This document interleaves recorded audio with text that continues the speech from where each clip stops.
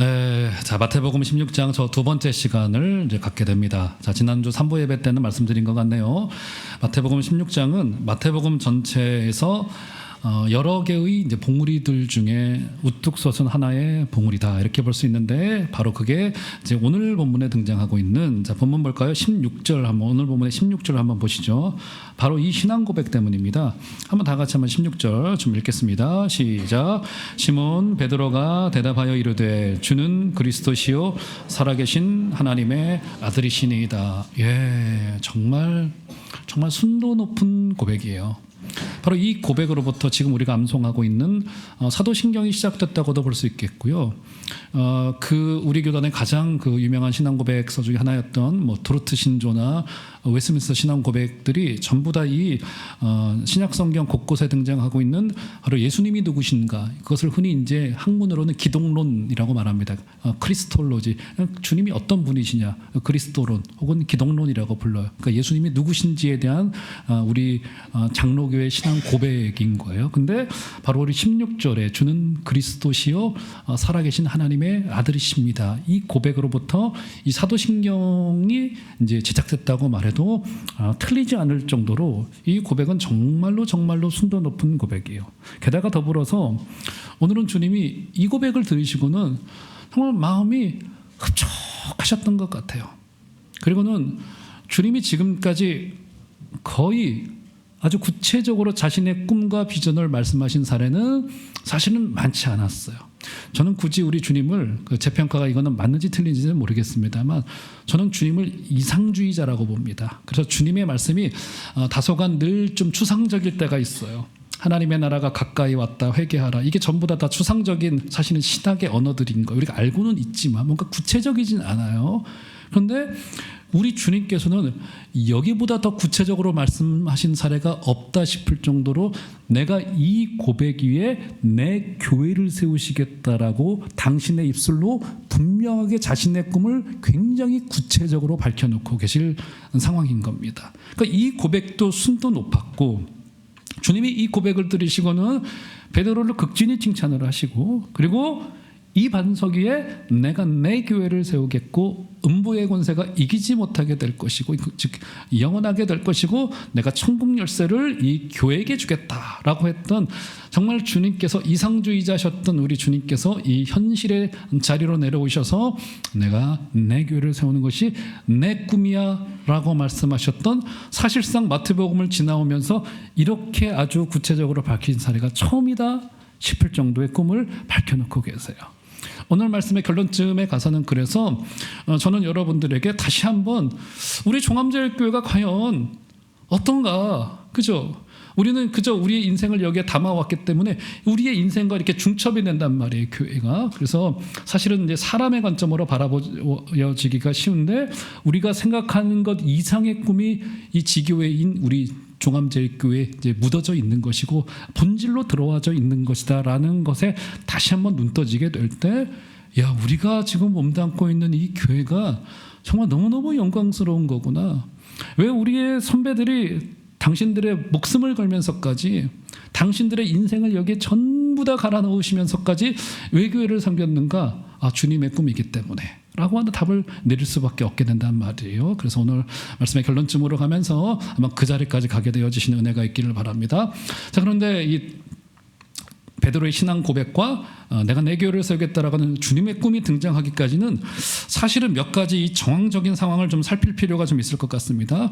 오늘 본문에서는 사실은 하나의 질문이 아니라 우리 주님께서 두 개의 질문을 던지세요. 그 첫 번째는 뭐냐면, 야, 이 세상 사람들은 나를 누구라고 하디? 가이사랴 빌립보에서 제자들을 모아놓고는 제자들에게 주님께서 모르는 척 하시면서 질문을 던지세요. 야, 이 세상 사람들은 나를 뭐라고 말하냐? 제자들이 뭐라고 대답을 했어요? 주님이 마음이 흡족하지 않으셨던 것 같아요. 그러자 주님께서는 그렇다면 너희는, 굉장히 중요해요. 너희는 나를 누구라고 하느냐? 나를 누구로 인식하고 있고 받아들이고 있느냐? 그 질문을 두 번째로 던지신단 말이에요. 자, 이 질문이 이제 오기까지 한번 어떤 배경하에서 이루어져 있는가를 좀 살펴보도록 하겠습니다. 자, 본문 13절을 보시면 13절 13절. 한번 다 같이 한번 13절은 좀 읽어보도록 하겠습니다. 시작. 예수께서 빌립보 가이사랴 지방에 이르러 제자들에게 물어 이르시되 사람들이 인자를 누구라 하느냐. 여기 첫 번째 질문이 등장하게 됩니다. 우리 주님께서 어쩌다가 이 예루살렘에서 굉장히 먼 곳이었던 가이사랴 빌립보까지 오게 되셨는지는 사실 성경에 기록해 놓고 있지 않기 때문에 잘 모르겠습니다만, 가이사랴 빌립보라고 하는 도시에 이르러서 거기에서 제자들에게 첫 번째 질문을 던지게 됩니다. 야, 이 세상 사람들이 나를 누구라고 하디? 라고 하는 질문을 던졌습니다. 자, 그런데 그들이 도착한 곳이 가이사랴 빌립보라고 하는 도시예요. 자, 이것은 여러분들에게 좀 지도를 올려주셔서 이해를 도우면 좋을 것 같은데, 저 지도를 보시면 저기 보면 세 개의 색깔로 되어져 있죠. 저 세 개의 색깔 지도를 보셔야 됩니다. 그죠? 저 빨간색으로 되어져 있는 것이 흔히 유대인들이 주로 모여 살던, 예루살렘 중심으로 모여 살던 곳이기 때문에 유대 지역이라고 알려져 있고, 유대 지역은 헤롯 대왕의 세 아들들이 다스렸는데 헤롯 아켈라오가, 여러분 잊어버리셔도 상관없어요. 어쨌든 헤롯 대왕의 아들 중에 헤롯 아켈라오가 다스렸던 곳이 저 빨간색 유대 지역이다 볼 수 있겠고요. 저 녹색 지역으로 되어져 있죠. 갈릴리 호수 북쪽으로, 살짝 북쪽으로, 또 옆에 지역으로 되어져 있는 곳이 흔히 갈릴리 지역입니다. 헤롯 안티파스, 헤롯 대왕의 다른 아들 중에 헤롯 집안은요, 설명하기 복잡할 정도로 가계도가 복잡합니다. 아들들도 많고 하여간 그래요. 어쨌든 헤롯 안티파스라고 하는 헤롯 대왕의 아들이 다스리던 갈릴리 지역이었고요. 저 노란색 갈릴리 호수 북쪽으로 되어져 있는 곳이 갈릴리 북쪽의 분봉왕이었던 헤롯 필립이 다스리던 지역이 바로 저 갈릴리 북쪽이었다라고 볼 수 있을 것 같아요. 이 로마가 참 세상적으로는 정말 지혜로워요.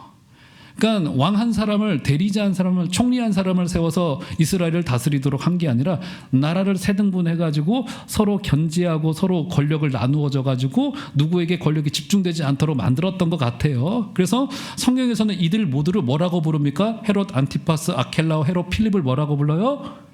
왕이라고 부르긴 부르는데 뭐라고 부릅니까? 분봉왕이라고 부른단 말이에요.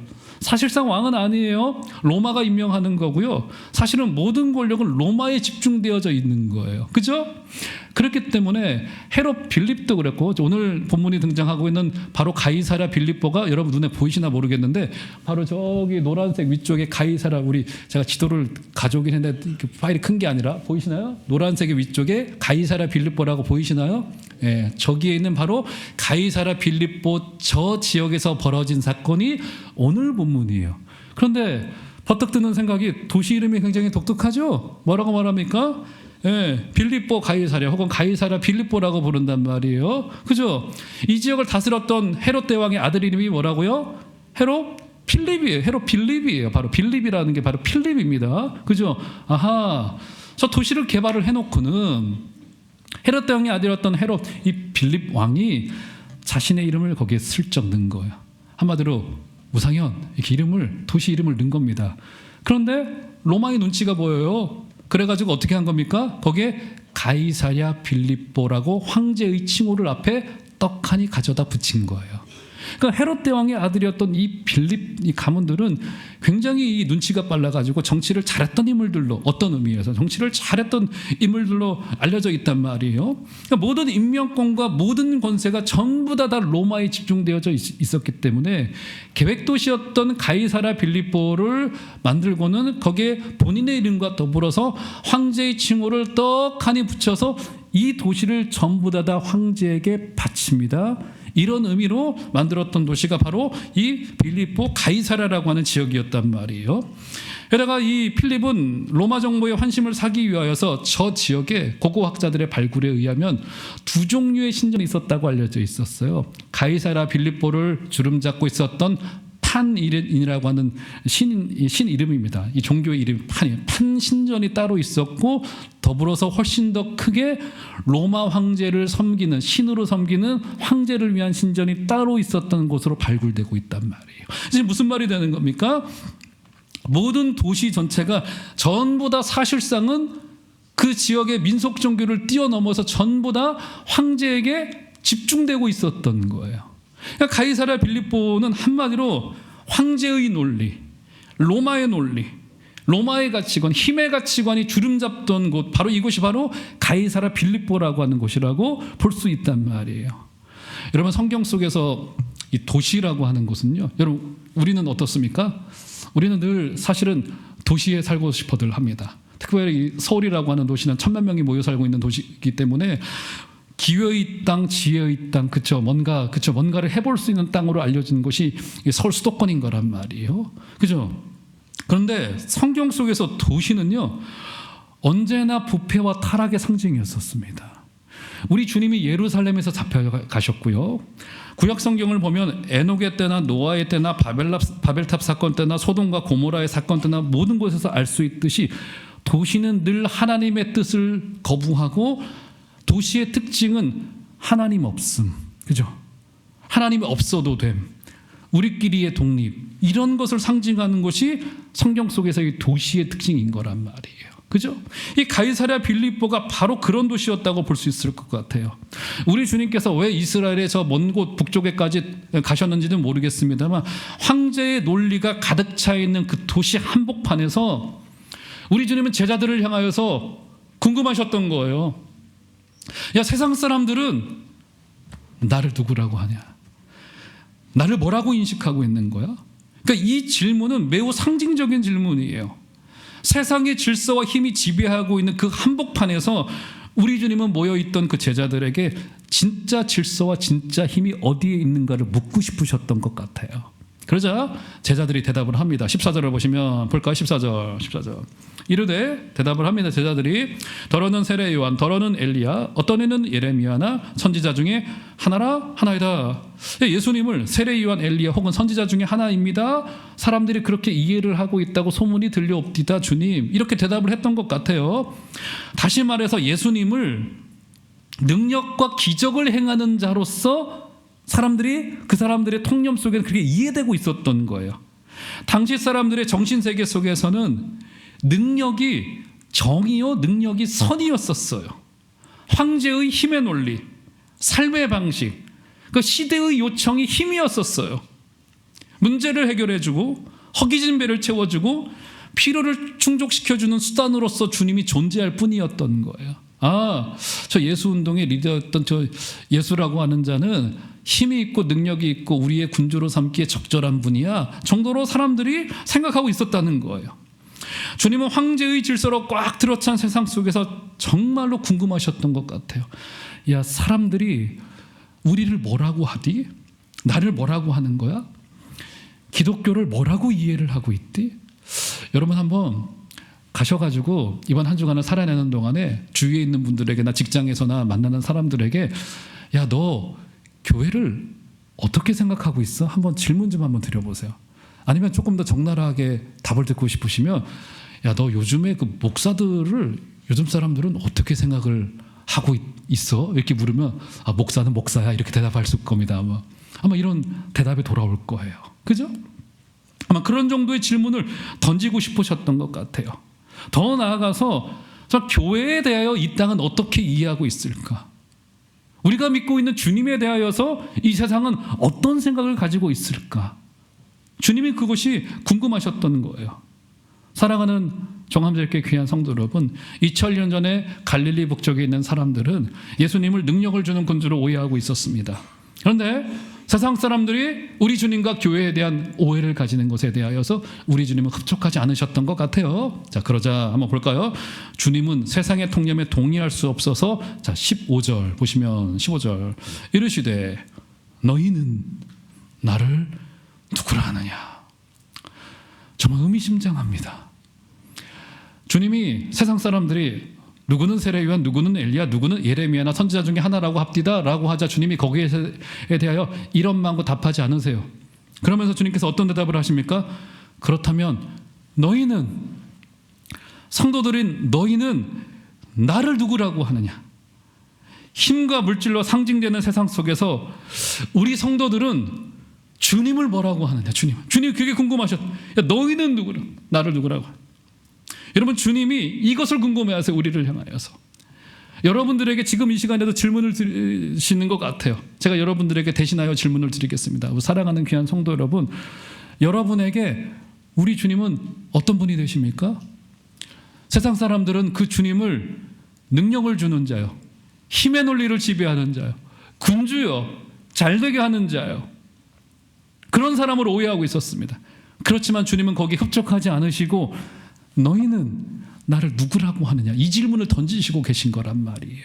자, 그러자 나서기 좋아했던 베드로가 대답을 하시는데요. 한번 볼까요? 자, 마태복음 16장 16절을 보시면 굉장히 중요한 대답을 하죠. 자, 이것은 굉장히 중요합니다. 한번 다 같이 한 소리로 좀 읽어보도록 하겠습니다. 시작. 시몬 베드로가 대답하여 이르되 주는 그리스도시요 살아계신 하나님의 아들이십니다. 예, 이 고백은요 마태복음의 절정이라고도 볼 수 있을 것 같아요. 그리고 기독교의 핵심 진리이고요, 즉 주님이 누구신가에 대한 우리의 대답이 분명히 준비되어져 있어야만 됩니다. 그래서 주님을 뭐라고 지금 고백하고 있습니까? 주는 그리스도시요 살아계신 하나님의 아들이십니다라고 고백하고 있습니다. 자, 그리스도라고 하는 말은 히브리 말로 메시아라고 하는 것과 동의한 의미를 가지고 있는데요, 그리스도라고 하는 뜻은 기름 부음을 받는 자라고 하는 뜻을 가지고 있습니다. 자, 구약 성경 속에서 기름 부음을 받았던 세 개의 직분이 있었죠. 세 개의 직분이 뭡니까 여러분? 네, 왕과 선지자와 제사장이 기름 부음 받도록 했습니다. 즉 우리 주님께서는 이 땅의 왕으로, 말씀을 선포하는 선지자로, 자신을 제물로 드린 제사장으로 부름받았던 거예요. 그러니까 이 고백이 위대한 이유는 이 고백 속에서 적어도 베드로는 예수님을 메시아로 인식했다는 거예요. 이것이 제자의 출발점이라고 하는 거예요. 이 굉장히 중요한 지금 신앙 고백이 지금 있는 겁니다. 여기 가이사랴 빌립보는 황제가 쥐고 흔드는 도시 같지만 그렇지 않다는 거예요. 바로 주님께서는 지금 여기에서도 왕이 되시고 계신다는 거예요. 황제의 도시에서도 그랬다면 사랑하는 성도 여러분, 주님은 이곳 서울에서도 우리 주님이 왕이 되십니다. 우리 주님은 지금도 말씀으로 역사하고 계시고요, 우리를 위하여 자신을 제물로 드리신 하나님의 어린 양이 되시고 직접 제사를 드리신 제사장이 되십니다. 사랑하는 귀한 성도 여러분, 우리 주님만을 온전히 콕 붙드시고 예수 그리스도만이 우리에게 왕이 되시고 우리의 영원한 군주가 되시며 우리의 영원한 말씀의 근본이 되시며 우리를 위해서 자신을 드리신 희생제물이 되신 그리스도가 되심을 믿으시는 은혜가 있기를 주의 이름으로 축원드립니다. 자, 그렇게 고백했단 말이에요. 자, 이 엄청난 고백을 들으시고는 우리 주님께서 흡족하셨던 것 같아요. 베드로를 17절에서 칭찬을 하시고는 드디어 오늘 말씀의 두 번째 주제인 당신의 꿈을 밝히십니다. 18절 한번 볼까요? 18절. 자, 한번 18절. 자, 18절, 19절도 굉장히 중요한데, 자, 18절만 한번 나같이 읽겠습니다. 시작. 또 내가 내게 이르노니 너는 베드로라. 내가 이 반석 위에 내 교회를 세우리니 음부의 권세가 이기지 못하리라. 예, 주님께서 드디어 한 2년 가까이 지나시고 나서 비로소 자신의 꿈과 비전을 구체적으로 밝히십니다.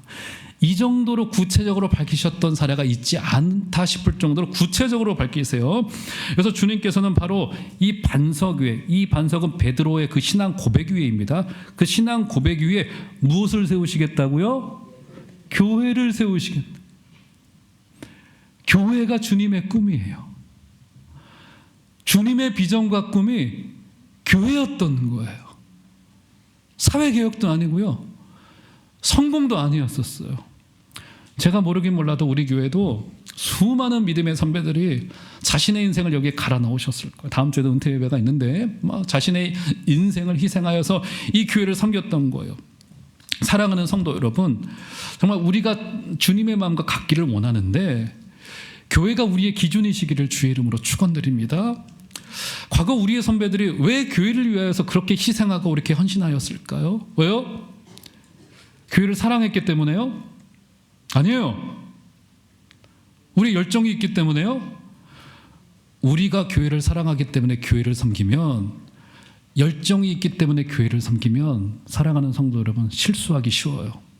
담임 목사가 교회를 너무 사랑하면 안 됩니다. 제가 왜 희생하는 겁니까? 여러분이 왜 헌신하시는 거예요? 왜 섬기는 겁니까? 주님이 교회를 꿈으로 삼으셨기 때문에 우리도 주님과 같이 교회를 꿈으로 삼는 거예요. 우리가 사랑하기 때문에, 우리가 비전을 갖기 때문에 아니에요. 사랑하는 성도 여러분, 오직 사랑하는 성도 여러분, 주님의 꿈이 교회이기 때문에 저와 여러분들에게도 그런 헌신이 따라오게 되신 은혜가 있기를 주 이름으로 축원드립니다. 자, 여기서 우리 주님께서 그 교회에 대하여서 세 가지로 묘사하고 있습니다. 다시 한번 볼까요? 자, 18절 되돌아가 보시면, 또 내가 내게 이르노니 너는 베드로라. 내가 이 반석 위에 어떤 교회를 세우겠다고요? 네, 어떤 교회래요? 내 교회래요. 네, 이 굉장히 중요한 묘사를 하고 있습니다. 바로 이 교회는 주님의 교회라고 합니다. 여러분, 이 말이 왜 중요한 거냐면요, 여러분 지금 그 21세기를 전망하고 있는 사회과학자들이 21세기 없어질 것들 막 리스트를 정하고 있습니다. 그 중에 하나 교회가 있는 거 아세요? 교회가 없어질 거래요. 왜냐하면 그들이 분석하기를 모든 종교단체는 인간의 부족함을 채우기 위해서 필요에 의해서 세워진 단체이기 때문에 이게 없어질 거라고 이야기를 합니다. 우리의 필요가 충족되어지면 AI에 의하여서, 혹은 우리 인간의 어떤 뭐라고 할까, 우연에 의해, 역사의 우연에 의하여서 생겨나게 된 것이 종교이기 때문에 없어지게 될 거라고 이야기를 합니다. 그렇죠? 그들은 그렇게 분석할 수 있어요. 그런데 성경은 뭐라고 말하고 있습니까? 이 교회는 누가 세웠대요? 우리의 필요에 의해서나 우리의 감정에 의해서나 혹은 역사의 우연에 의해서 세워진 것이 아니고 주님이 내가 누구의 교회를요? 내 교회를 세우겠다고 주님이 의도를 가지고 만드신 공동체가 이 교회라고 하는 거예요. 이것이 에베소서로 넘어와서는 어떻게 말합니까? 우리 성도들을 지체라고 말하고 주님을 뭐라고 이야기를 하죠? 주님 머리라고 이야기를 합니다. 에베소서 2장 같은 경우 보면 주님을 머리라고 말씀하세요. 지체들은 다 달라요. 그런데 하나의 공통점이 있죠. 전부 다 머리를 향하고 있다라고 하는 공통점을 가지고 있단 말이에요. 이것이 바로 내 교회, 주님의 교회인 거란 말이에요. 사랑하는 정함제일교회 성도 여러분, 이 정함제일교회는 주님의 교회입니다. 믿으시기를 바랍니다. 자, 두 번째 약속을 주고 있습니다. 자, 보시면, 자, 18절 후반절을 보시면, 내가 내 교회를 세우리니 음부의 권세가 이기지 못하리라. 할렐루야. 자, 무슨 뜻인지 알 것 같아요. 자, 그래서 음부의 권세라고 하는 말은 헬라 말 그대로 번역을 하자면 음부의 문들이라고 하는 뜻입니다. 거기 메모를 하시면 좋을 것 같아요. 자, 문자 그대로는 음부의 문들, 이게 문이에요, 문. 결국 이것은 죽음의 문들을 뜻하고 있고 죽음의 세력이라고 번역되어져도 옳을 것 같아요. 음부의 문들, 즉 죽음의 세력이 교회를 넘보지 못할 것이다. 뭡니까? 교회는 어떻게 될 것이다? 영원할 것이다. 그 누구도 손대지 못할 것이다. 음부의 권세가 우리를 절대로 손보지 못할 것이다. 한 사람에 의하여서 교회가 좌우되는 것 아니요, 그죠? 죽음의 권세가 우리를 절대로 넘보지 못하고 교회는 영원하게 될 것이다라고 이야기를 하고 있습니다. 제가 지난 주간에 우리 입원하셨다가 한 달 만에 퇴원하셔가지고 교회 오셨던 우리 성도님 한 분이 저를 보시더니, 한 달 만에 저를 이제 현장에서 보신 거예요. 보시더니, 아, 목사님 한 달 만에 보니까 이마가 더 넓어지신 것 같아요. 이렇게. 여러분 교회 가끔 오시면 이렇게 됩니다. 네, 이렇게 돼요. 매주 예배, 제 이마 그만 쳐다보시고, 네, 부끄러우니까.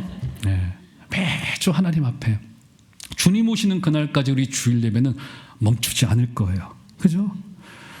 지난 주간에 뉴스에 보니까 우리나라 코스피 지금 5천 넘고 지금 막 고점을 찍어서 지금 주식 투자하신 분들은 막 지금 난리 났어요. 그러면서 연일 나오는 기사가 뭐냐면 어디에 투자를 해야 되냐, 삼성전자에 해야 되냐, SK에 해야 되냐, 한화에 해야 되냐, 뭐 서로 분석 기사를 내놓고 더 고점을 찍을 거다, 6천을 갈 거다, 떨어지게 될 거다, 별별 이야기를 다 하고 있습니다. 제가 정답을 말씀드릴게요. 중요한 거 두 가지예요. 첫 번째 뭡니까? 첫 번째 뭐요? 이게 안정되느냐, 이게 첫 번째입니다. 두 번째, 발전할 것이냐. 두 가지란 말이에요. 그죠? 안정되고 발전할 것이라는 게 뭐예요? 워낙에 어떤 것이든 영원한 것이 없기 때문에 흔들릴 수 있기 때문에 사람들이 불안 심리를 가지고 있단 말이에요. 주식 투자가 그런 거 아니겠습니까? 제가 잘은 모르지만, 전문가는 아니지만, 그죠? 즉 뭐예요? 안정적이고 끝까지 갈 거에 투자하는 거예요. 다른 말로 하면 뭡니까? 영원할 것에 우리는 인생이라고 하는 주식을 거기에 투자하는 거예요. 인생은 영원할 것과 영원하지 않을 것을 딱 구분하면 됩니다. 영원할 것과 영원하지 않을 것. 영원할 것이 무엇이 있을까요? 사람에게 하나님이 주신 사랑이라고 하는 감정, 영원합니다. 하나님의 형상을 따라 주어진 감정이 있기 때문에 이런 영원한 거예요. 생명 영원한 거예요. 그죠? 이 자연세계 영원한 거란 말이에요. 하나님이 만드신 거기 때문에. 그러면 영원하지 않은 것 뭐가 있을까요? 뭐가 있을까요? 뭐예요? 너무 많아요. 물질의 가치. 주님이 오시고 난 뒤에 영원하게 될까요? 영원하지 않아요. 그 자랑스러워 보이는 우리 졸업장들 영원할까요? 이거 지금 쥐고 흔들지만 영원하지 않아요. 그죠? 영원하지 않을 것에 너무 많이 투자하실 필요 없어요. 죄송스러운 얘기고 조금 조심스러운 이야기지만 그것 때문에 너무 많이 기도하지 마세요. 기도하지 마세요. 기도의 순도가 높아지는 것은 영원한 것이 우리의 기도 제목 삼아지는 거예요. 맞죠, 여러분? 사랑하는 귀한 성도 여러분, 교회는 영원할 것입니다. 주님의 꿈인 그 교회가 저 여러분들의 눈에도 보여오게 되시는 은혜가 있기를 주의 이름으로 축원드립니다. 인간의 군상들이 모여있기 때문에 교회가 부족해 보이죠. 당연한 겁니다. 하지만 어쩝니까? 성경의 약속이 교회는 영원할 것이다. 음부의 권세가 침범하지 못할 것이다. 할렐루야. 자, 두 번째 약속이고요. 마지막 세 번째, 그러면서 우리에게 선물 한 가지를 주세요. 자, 19절도 굉장히 중요한데요. 자, 19절 한번 다 같이 좀 한 소리로 좀 읽어보도록 하겠습니다. 시작. 내가 천국 열쇠를 내게 주리니 내가 이 땅에서 무엇이든지 매면 하늘에서도 매일 것이요 내가 땅에서 무엇이든지 풀면 하늘에서도 풀리리라 하시고, 교회에게 무엇을 주시겠다고 말합니까? 천국 뭘 주시겠다고요? 열쇠라는 게 어떤 뜻을 가지고 있을까요? 지금은 이제 모든 이제 문들이 전부 다 이제 번호키로 되어져 있기 때문에 우리 교회도 과거에는 열쇠로 되어져 있었을 거예요. 곡간 열쇠라고 말하죠. 곡간 열쇠를 며느리에게 물려준다 뭐 이런 거 있었잖아요. 이게 왜 중요한 겁니까? 열쇠가 어떤 뜻을 가지고 있어요? 열쇠는 권세예요. 권세. 자, 그리고 여기서 메고 푼다라고 하는 뜻은 전통적으로 가르침을 이야기를 합니다. 그죠? 가르침을 주는 거예요. 지금 무슨 말이 되냐면 19절의 말씀은 교회가 진리를 가르치는 대로 천국문이 열려질 수도 있고 닫혀질 수도 있다는 거예요. 교회에게 주어진 말씀을 선포하는 권세라고 하는 것은 이렇게 중요하다는 거예요. 그죠? 우리가 가르치는 대로 세상은 구원받을 수도 있고 구원받지 못할 수도 있어요. 이게 교회에게 주어진 굉장히 중요한 말씀의 권세예요. 말씀의 권세. 그죠? 사랑하는 귀한 성도 여러분, 우리에게 맡긴 말씀이 그런 권세가 있습니다. 그래서 우리는 가르치도록, 그러니까 지키도록 가르쳐야 합니다. 그죠? 우리 교회는 주님의 제자 되어 우리는 이 땅에 찾아오는 모든 자들에게 하나님의 말씀을 계속 선포하고 생명의 복음을 전해야 되는 거예요. 제가 이 이야기만 해드리고 설교 마치도록 하겠습니다. 한 소년이 오늘같이 추운 겨울날 주일 아침 예배를 가기 위해서 교회를 가고 있었어요.